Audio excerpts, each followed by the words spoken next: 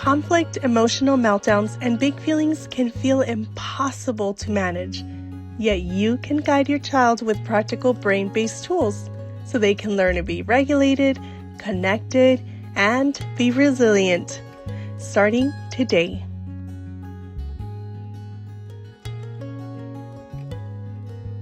Hey friend, welcome back to Little Feet Big Guidance. I'm the Nurture Navigator.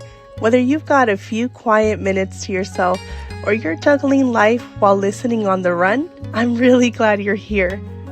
This space is for parents who are tired of surface level tips and ready for practical understanding, informed by science, compassion, and real experience.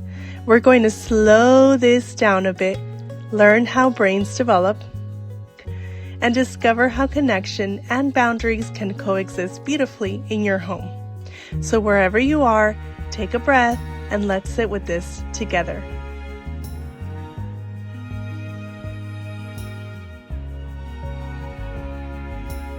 Most parents know conflict is hard, but they don't always feel understood in it. Big feelings don't wait until you've had coffee, your tea, or slept well, or had your moments of calm first. They show up in the thick of real life, when dinner is late or burning, when everyone is tired, when we forgot lunch, or when the last straw was yesterday's straw, and here you are today. Suddenly, we're parenting on empty, and in those moments, instinct takes over. Some parents get firmer, some get softer.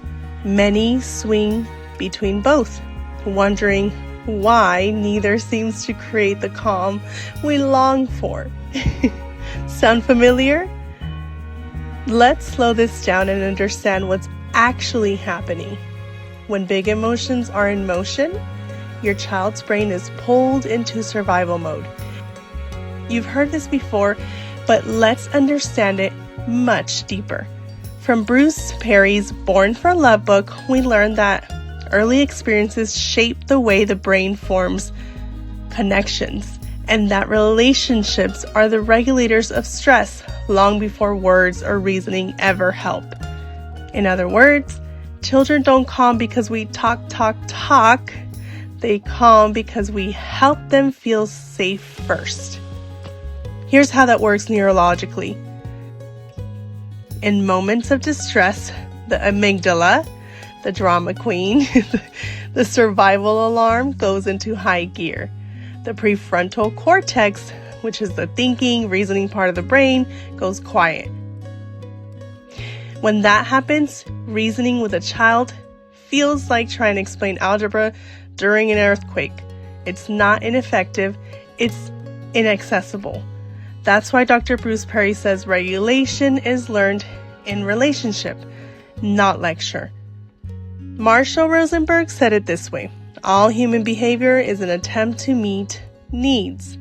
So a meltdown is not a power play, and I need you to hear this. It's not a power play. It's a nervous system that's overwhelmed. This is also why Ellen G. White wrote that correction is most effective when it preserves dignity.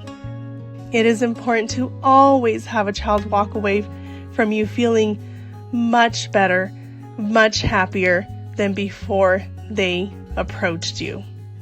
Because emotional safety and structure are both forms of connection. Parenting is not just what we do, it's how we are present in the storm. Some parents lead with firmness because they are afraid of chaos. They worry that if they soften, they'll lose control or respect. Other parents lean towards softness because they're afraid of hurting feelings or of being the adult their own child remembers with pain. Both fears have the same origin: a strong desire to protect. Yet when we lead only from fear of chaos or fear of hurt, we miss the deeper teaching moment. Because children learn regulation not from what we do, but how we do it. And that's exactly where warmth and structure meet. It's like walking a tightrope in your own living room sometimes, right? Picture this. Your child is walking down a staircase during a storm of emotions. Their feelings are the storm, loud, unpredictable, overwhelming. The stairs are life, constant movement, forward motion. And you're the railing. A railing doesn't disappear when the steps get slippery. A railing doesn't push someone down the stairs either. Right, parents? It simply stays steady, guiding them safely through it. This is what validation and boundaries feel like in practice. Validation is saying, I see the storm. Structure is saying, I'll be the railing. That's not permissive, that's protective. From Born for Love, Bruce Perry teaches that the brain is built through interactions, not instructions. When a child feels safe in connection, their nervous system learns that big feelings aren't threats. They're experiences that will eventually pass. So each regulated interaction, even just one calm breath, a steady voice, a soft moment of eye contact, helps their brain learn self-regulation, little by little. Dan Siegel calls this co-regulation. Write that down, where your calm becomes part of their regulation. That's the true science behind discipline with dignity. I once worked with a parent who said, I validate everything. Nothing is changing. Nothing at all.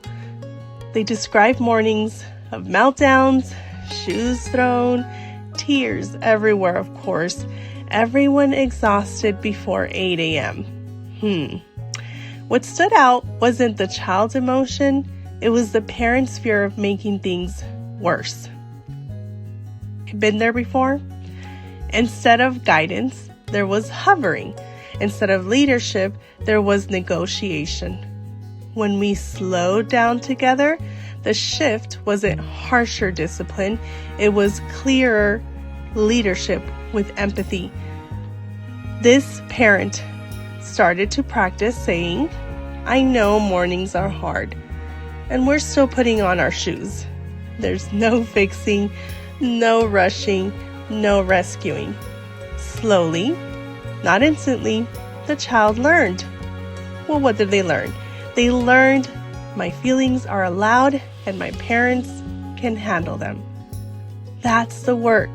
Not eliminating conflict, not distracting them from conflict, not silencing feelings, not avoiding discomfort. No. You must become the adult who can hold both, the emotion and the direction.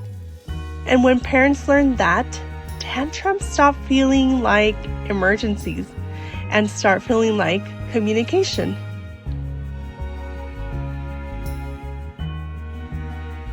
Take a moment and think about a recent meltdown, parents, or a time when big feelings hit your home hard. Where did you go first? Towards firmness, towards softness, or did you flip-flop and do a little bit of both? Notice your instinct. No judgment here, just noticing. Now imagine you're the railing for that storm. Calm, steady, and present. What does that feel like in your body? Shoulders relaxed, heart slower, or maybe it's a little awkward, and that's okay too, parents. It's always very interesting trying new things. Even imagining this is practice. Even small reflections are building your parent muscles for real life challenges. Parenting is less about doing it perfectly and more about showing up consistently. Your child's brain is watching, learning, and mirroring your regulation. After noticing, imagining, and practicing this mental rehearsal, It's time to bring it into action, parents, because parents need both reflection and practice to see real change. So here is your challenge of the week. You ready? Let's go. The next time big feelings show up, try saying 2 things. Write this down if it helps. I see how you feel. Be specific. And I'm here to guide what happens next. Then pause, breathe, notice what happens in your own body as you say it. You might feel awkward because change is hard. You might feel resistance because change is hard, and that's normal. Even just trying this once or twice this week will make a difference. And here's some science to holding your heart as a recap. The amygdala quiets when it feels safety. The prefrontal cortex comes back online when connection is present. Every regulated response rewires the brain towards self-regulation.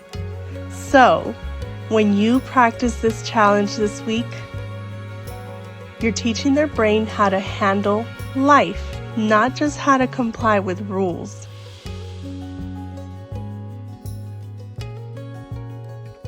Parenting doesn't come with space to pause, so I created it.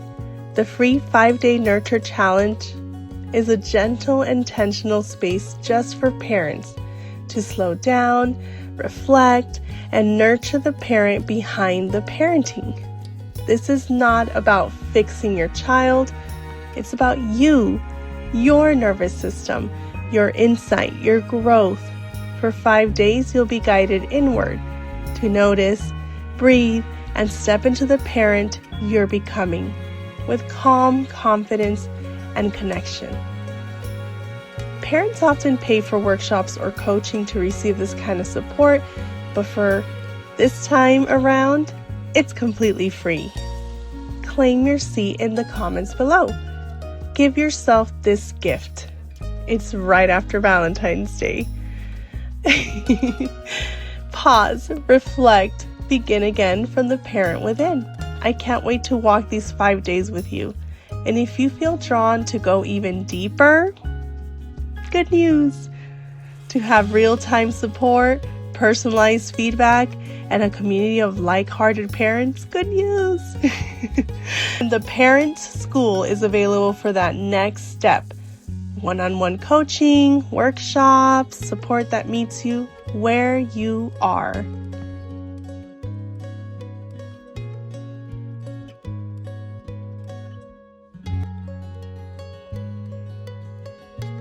Before you go, I just want to say thank you, truly, truly thank you for taking this moment for yourself, for stopping long enough to reflect, to learn, and to grow. If this episode felt helpful, I'd love for you to subscribe, not just to help the channel out, but so we stay on this journey together. And if you know a parent who could use a compassionate, science-backed perspective, share this episode with them. Sometimes the right word at the right time can make all the difference.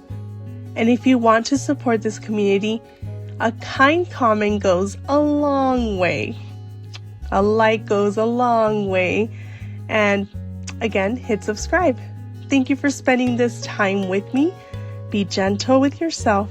Take a deep breath. And I'll meet you right back over here next week.